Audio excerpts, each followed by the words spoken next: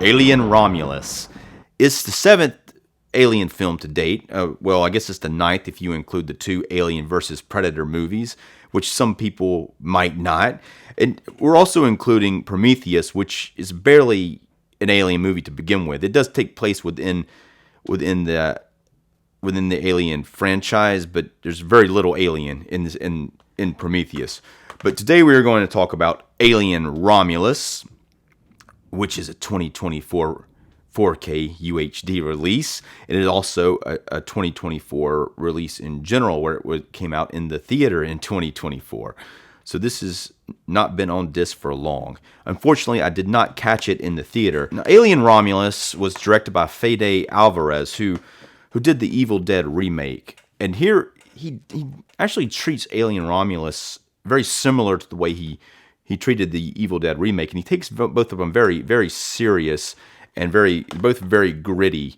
So it kind of it actually helps both the franchises. Now, it was a lot of people didn't connect with the Evil Dead on the first watch. They really wanted Bruce Campbell back, and then they got him back for Ash versus the Evil Dead. But now they recently had an Evil Dead Rise come out, where it was more.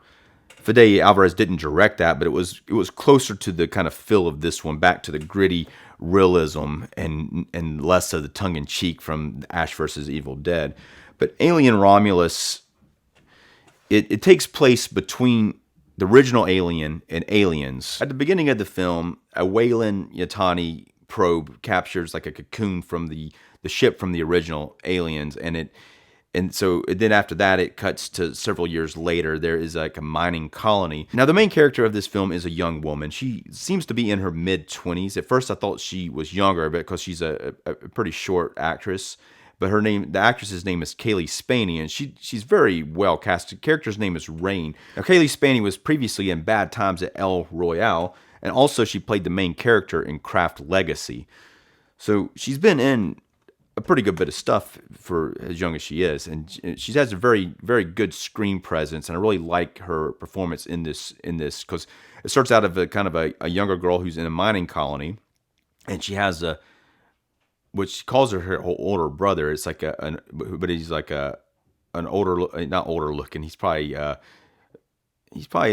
looks to be maybe 30 to 40-year-old black guy who turns out to be an android that her father programmed to take care of her, and his name's Andy, and he takes care of her, but she really has to take care of him because he's an android. So they're kind of taking care of each other. So it actually works out pretty good. But her time on this mining colony is up, and she goes to put her points in, and once she cashes in her points, she's supposed to be able to go off and do other things, get off this nasty ass mining planet. But when she goes to do that, the lady there is like, no, we actually changed it. We don't have enough people working, so we doubled the amount of time, which is years. I think it ends up adding like 6 years, or double the amount of time what she originally had, which is pretty much bullshit. So so at that point it's kind of like, screw these guys. We had a goal, and now they're telling me it's gonna be twice that amount of time. I thought I was out of here. So like, she's very discouraged at that point. But she ends up getting, her ex-boyfriend comes to her, and him and a group of his friends, they have a plan. So there's an abandoned Weyland-Yutani space station that they know of, and they found out there's some cryostasis pods on there. So if they're able to get those pods, then they can travel in a ship for a long period of time, for years, to get to another place where they know some good stuff's going on. So they'll be able to put themselves to sleep for the travel. So they would need to go there to get that. So that's what their journey is. But when they get to the ship, and it's an abandoned... So anyone knows from the previous Alien films that Weyland-Yutani is the company that sent out spaceships in Alien and Aliens. And they're kind of sketchy because they're aware of the alien technology, and they're very much... if you've seen Prometheus, you know that... the Weyland character played by Guy Pearce is looking for immortality, and he's put himself at a very old age into a pod, and so that's what they've been very, very obsessed with, this alien technology.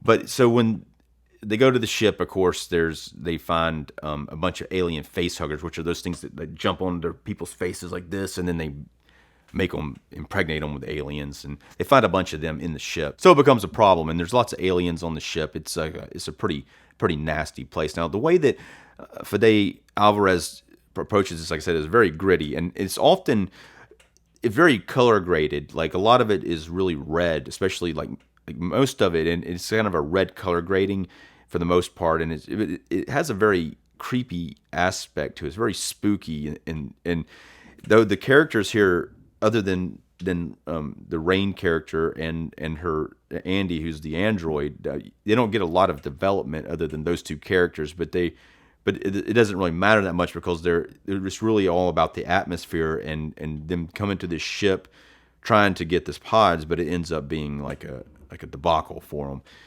And they make a lot of stupid decisions that end up getting more people killed, unfortunately. But some of their decisions are annoying, but at the same time they're not really, they're younger people and they're not really equipped, or they're not really equipped mentally to handle some of this stuff. Now, some of the alien roles from the previous films, they seem to break, like as far as say in the first Alien movie, when John Hurt's character is the first one who gets the alien inside of him, and it seems like it takes a lot longer for it to happen. In this film, it seems like it takes like less than 30 minutes. So, I mean, it seemed like it was days on him, at least a day. Like he fell asleep and then he woke back up, and it didn't seem like quite as immediate. But they break some of the rules just to move the pace along, and I guess it helps. But they also like oddly add some nostalgia works really well in here, but then they add some lines in, like our line that Ripley says from like Sigourney Weaver's character says from the first film, like something you bitch, or whatever. But the android says it for no reason whatsoever, which was an odd thing to do. It kind of like, it would have been interesting. It could have, if they somehow had him hear her say that in some way, then it would have made more sense. But it's there. But as far as like the feel of this film, I really think they did a really good job with the atmosphere and really building the tension and making it scary. And they do a good job with the characters. I really like the Rain character and Andy, the new android. Now, something that a lot of people, this is a little bit of something that's a bit of a divisive topic. There is a new android other than Andy in this film. Androids have always been, or I guess they're synthetic humans, but kind of androids. They've been in every one of the Alien films. Like Ian Holm originally played the android Ash, and then in the second film, Lance Henriksen played Bishop, and then and then he returns. I think Lance Henriksen's in the third one again, and then in the fourth one, I think Sigourney Weaver. No, it was Winona Ryder and Sigourney Weaver. I think were both androids in that one, and but then in Prometheus, they had a new one played by Michael Fassbender named David, and then in the sequel he returned, as well as another one also played by Michael Fassbender. So there's been like a lot of androids pretty much in every film. Here we're introduced to a new one named Rook, who's on the ship. Now, when they go to the Weyland Yutani station, and the name of the movie is Alien Romulus, but there's two sections on there. There's Alien Romulus and Alien Remus, and for some reason they both are bad. They both have face huggers in there, so I'm not sure why they call it Romulus over Remus. I guess Romulus just kind of sounds cooler. I don't know. So anyway, so the new android that's on the ship named Rook, it actually looks exactly like Ian Holm's Ash from the first Alien. Now Ian Holm is dead, but so they had to have another actor play him in the scene, and then they put Ian Holm's face over it. So it is fairly convincing. It looks pretty decent. It's just kind of weird that they use that technology to do that. Now, there's a lot of practical special effects in this movie. That's another thing that's really cool about this. Like most of the special effects are practical, but here they did like overlay his face, and I guess they had to use some computer animation. I think it works, but it's just an odd decision, and it actually works too good in a way. I mean, it's obvious that he's not quite there, which is good. I guess that it's not like, it's obvious that it's not quite right. Because if it looked too real, maybe it would be too bizarre. But it's weird that they named the android Rook, and say his original character's name was Ash, and in Aliens, Lance Henriksen's android's name is Bishop. So Rook and Bishop, two pawn pieces. It almost seems like that would have been another version of Bishop. Like Lance Henriksen could have played him. So, I mean, to me, that would have made a little bit more sense. But and Lance Henriksen is still alive, so they could have at least like had him, the actor, still alive, so it wouldn't be quite as an odd thing to happen in the movie. But and the character isn't in there like a small amount of time. He's got a decent amount of screen time. He's probably the fourth biggest character in the film, so it's not a little part. It works. And also like they could have just had a new actor play the part. But all right, let's get into it. So I'm going to go ahead and rate the film. This is tough because it is a new film. I'm just going to give it 3.5 stars for now. I enjoyed the film. I enjoyed it more than I thought that I would, and I thought it's definitely one of the better of the Alien sequels. I will say that there is like most of it is kind of red color graded, though it does kind of go between that and earlier it's kind of more of a brownish. So when they're on that other planet, it's more brownish yellowish. But once at some point, it's very rare that they get the ship's lights on, and then it's very bright looking. It looks, I guess, more like you're in a lab, but the color, the skin tones are closer to being real there. As far as the 4K transfer, it looks great in this film. I think everything, it is a new movie, so it's hard when you see a 4K of a new movie. Everything is gonna, the blacks are gonna be very deep, and you do see a lot of texture on even on the alien facehugger puppets and the aliens and the people's faces. It all looks fantastic.